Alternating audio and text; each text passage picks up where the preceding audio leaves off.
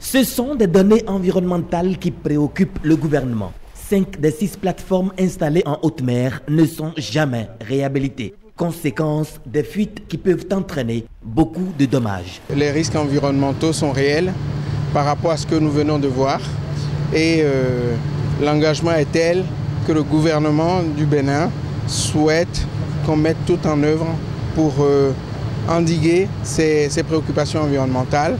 Et je remercie au passage l'ambassadeur de la Norvège encore une fois et à travers lui son pays pour le soutien et l'appui qu'il veuille bien nous apporter pour nous accompagner dans le traitement de cette situation.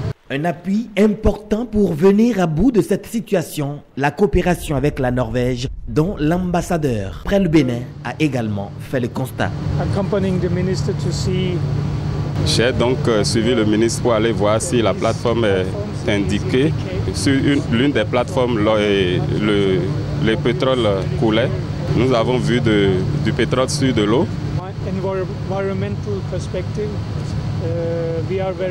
Donc pour des problèmes environnementaux, nous sommes vraiment préoccupés par ce qui pourrait arriver. Les responsables de l'entreprise Bénin Scaphandrier se réjouissent de la démarche du gouvernement. Je pense que c'est la première fois que j'ai réussi à faire une mission du genre avec un ministre qui a eu le courage de descendre sur l'embarcation idéale afin de s'approcher au maximum de l'infrastructure et de toucher du bout du doigt la réalité de ce dont nous sommes en train de parler.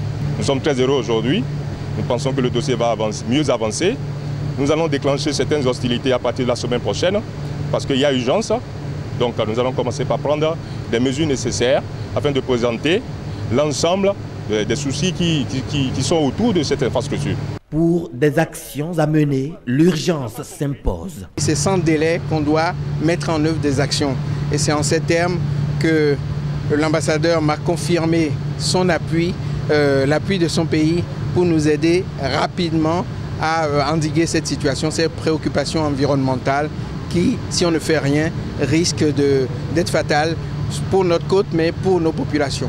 Voici la seule plateforme construite il y a quelques mois. Cette deuxième visite du ministre Donat Jean-Claude Oussou est le signe de la réhabilitation prochaine des plateformes restantes.